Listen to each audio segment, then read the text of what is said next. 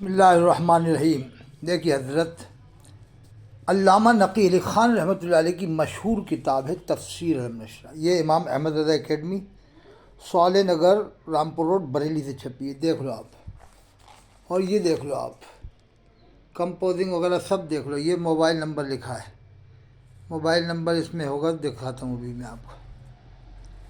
Mobile number ابھی آگے ہوگا، موبائل نمبر شاید موبائل نمبر آپ کو مل سکتا ہے، آپ خود پتہ کر لیں، بریلی کا نمبر مشہور ہے۔ صفحہ 114 دیکھیں۔ یعنی اے حبیب میرے، میں نے جو امور کے تجھ سے قبل از نبوت واقع ہوئے اور جو قصور کے آئندہ واقع ہوں گے سب معاف کیے، تم اپنا دل خوش رکھو۔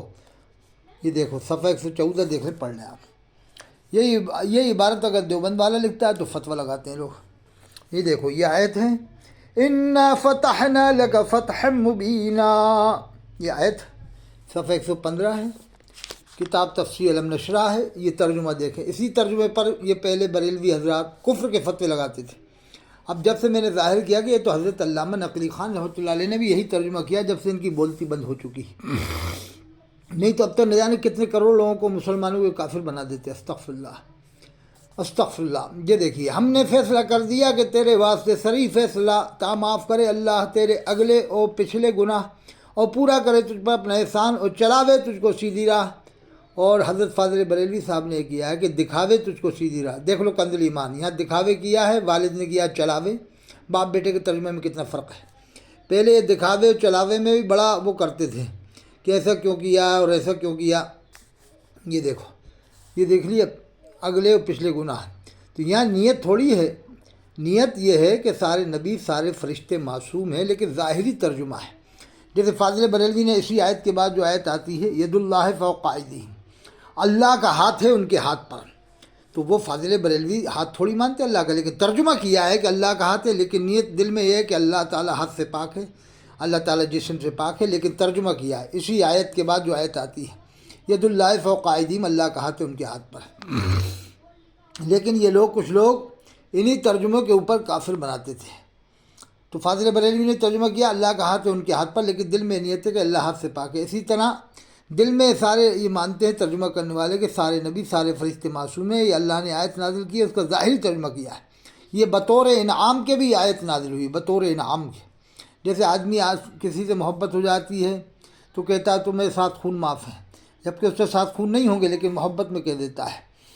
تو یہ فاضل بریلوی نے دوسری طرح ترجمہ کیا ہے کہ اللہ نے آپ کے اگلوں کے پچھلوں کے گناہ معاف کیے۔ والد نے کیا ہے ڈائریکٹ، اور بیٹے نے کیا ہے انڈائریکٹ، کہ امت کو مراد لیا ہے بیٹے نے۔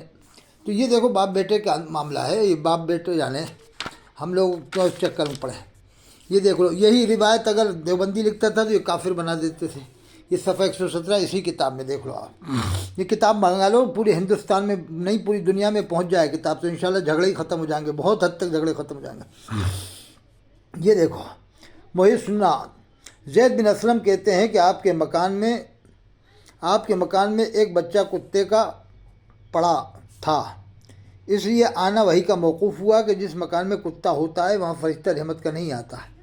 یہ دیکھ لو صفحہ نمبر 117۔ اور یہ فاضل بریلوی نے بھی الملفوظ میں یہی عبارت لکھی ہے اس طرح سے۔ فاضل بریلوی کی کتاب میں بھی الملفوظ میں، اس میں بھی ہے یہی عبارت، فاضل بریلوی کی کتاب الملفوظ میں بھی ہے۔ تو اب یہ بلا وجہ کافر بنانا ان باتوں کے اوپر یہ جائز نہیں ہے۔ جو روایتیں ہیں تو اس کو بیان کی جاتی ہیں۔ وہ جلد بالن فادا، اور پایا تجھے راہ بولا، پھر تجھے راہ بتائی۔ دیکھ لو صفحہ 124 تفسیر المنشرہ۔ اب میں آپ کو اور بتاتا ہوں، یہ دیکھیں، یہ یعنی نبوت سے پہلے تو عبد المطلب اور ابو طالب و خدیجہ کبریٰ کے مال سے مستغنی، اور نبوت کے بعد، اعلان نبوت نہیں لکھنا، قبل اعلان نبوت یا بعد اعلان نبوت، اور نبوت کے بعد، یعنی نبوت سے پہلے نبوت کے بعد۔ اس صفحہ 114 میں بھی اسی طرح کی عبارت ہے۔ اب اس طرح سے لوگوں پر فتوے لگانا صاحب بات میں صحیح نہیں ہے۔ دیکھیے آپ، فاضل بریلوی کا ترجمہ ہم مانتے ہیں بہت اچھا ہے، اس میں کوئی شک نہیں، لیکن کسی اور نے جیسا بھی کیا وہ جانے۔ انک میتون میتون، قرآن میں مذکور، یعنی حضرت کو خطاب ہوتا ہے کہ تم بھی مرو گے اور وہ بھی مریں گے۔ یہ فاضل بریلوی کے والد نے کیا، صفحہ 201۔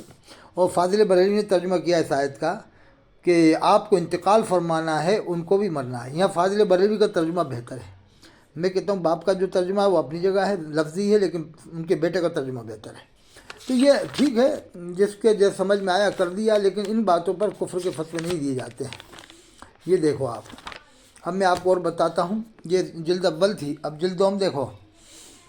یہ دیکھو فاضل بریلوی کی کتابوں میں غلطیاں کون بتا رہا؟ مفتی شریف رحمۃ۔ الملفوظ کا جو حال ہے وہ اہل علم سے مخفی نہیں، چھپا نہیں، یعنی بہت سے علماء جانتے ہیں۔ اہل علم سے مطلب بہت سے علماء۔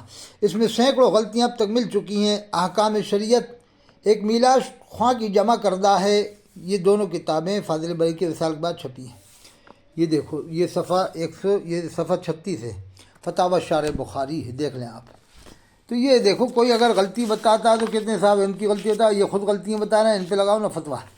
مفتی اعظم ہند نے پہلے مائک سے نماز جائز کا فتویٰ دیا تھا۔ یہ دیکھو، یہ لکھا ہے آپ کے پورے فتوے ہندوستان قاضی مقرر فرمایا تھا، پہلا فتویٰ جواز کا تھا۔ یہ لکھا ہے ایک روایت کے مطابق مائک سے آپ کا پہلا فتویٰ جواز کا تھا، دوسرا عدم جواز کا تھا۔ یہ مائک سے مفتی اعظم ہند نے مائک سے پہلا فتویٰ جواز کا دیا تھا۔ یہ دیکھو، مطابق آپ کا پہلا فتویٰ جواز کا تھا، دوسرا عدم جواز کا۔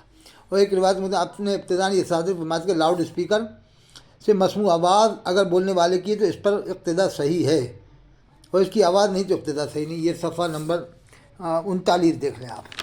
تو یہ دیکھو آپ، یہ دیکھو اللہ تعالیٰ کو ایشور پربھو کہنا کیسا ہے، یہ فاضل بریلوی نے لکھا ہے۔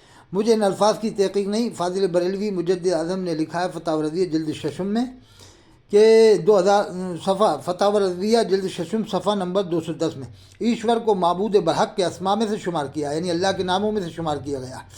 گاڈ انگریزی لفظ ہے، اس کے معنی محافظ کے۔